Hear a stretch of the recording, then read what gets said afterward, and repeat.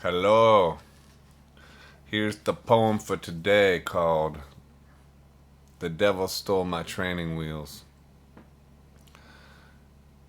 They say effort is the price of life, or the price of life is effort. Don't even know who they are, but it's something they say. I've pedaled all over hell and back with the devil holding my training wheels hostage. Not everyone can be a support system when you pitch your tent in a leper colony. You'll be lucky to find someone who can look you in the eyes. In this place, you learn to access the voice within, the one that has Ho'oponopono on repeat. This place is a bonfire with forgiveness for timber. It takes effort to guide your thoughts away from the painful realities of the animal kind. Support comes from within, or it doesn't come at all. You have to coax it from your days like you would a snake from a basket in Egypt. The price of your day is effort. Give it your best shot. We all wrestle with belief. Some days getting out of bed is the only victory you need or get.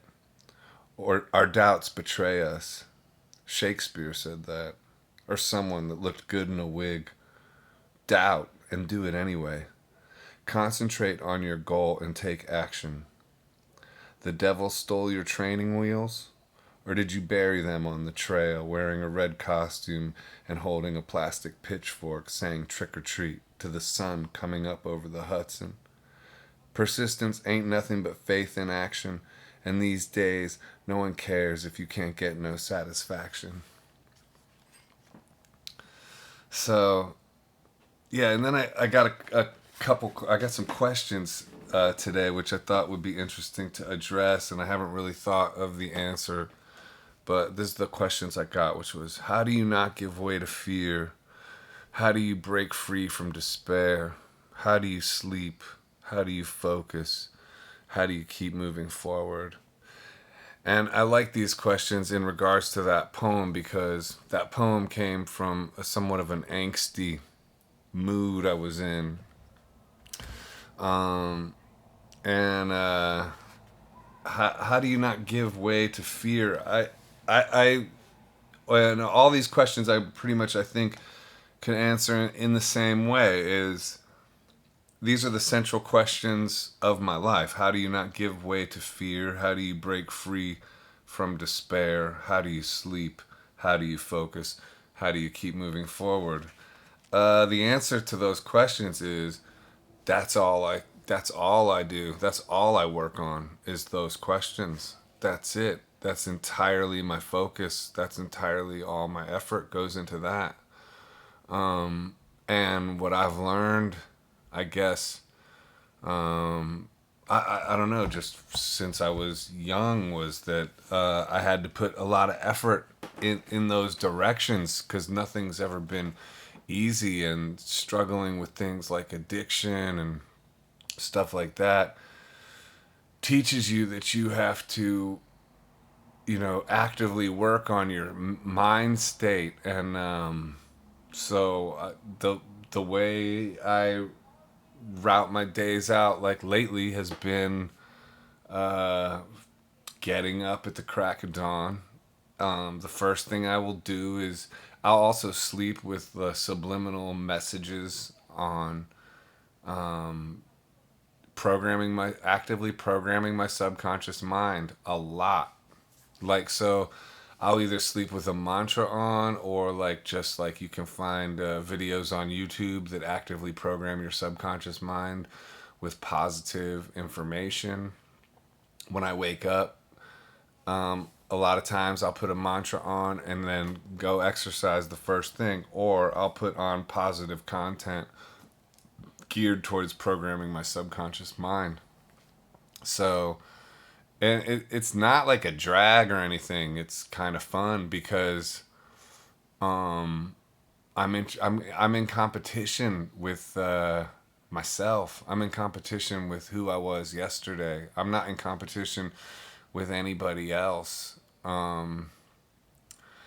Sometimes I feel envious pangs, but I quickly remind myself that, you know, if I allow that type of energy, I'll just be subverting my own chance to get to what my dreams are.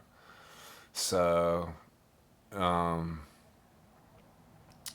yeah, I just certain things I've learned like that, and then so yeah, I'll have like some kind of positive content on going on in my brain, and I'll go and I'll see the sunrise, and I'll stare at the sun, and I'll pray, and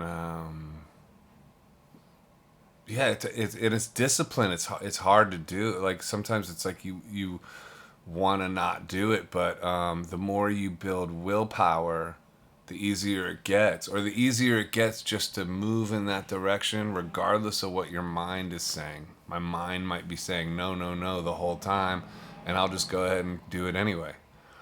And the other thing is finding a purpose, and that purpose, especially if it's to serve others, and especially with this time of this corona and us all like communicating online and being there for each other, it's like feeling that you could actually like be of service. I mean, they teach you that in the 12-step program. Like that's the way addicts can stay sober, is by build esteemable actions, by being in service of others, the 12th step. And it's like all this stuff, when you talk about it, sounds all like goody goody and like saintly or whatever, but it's not. It's just actually just a smart way to be.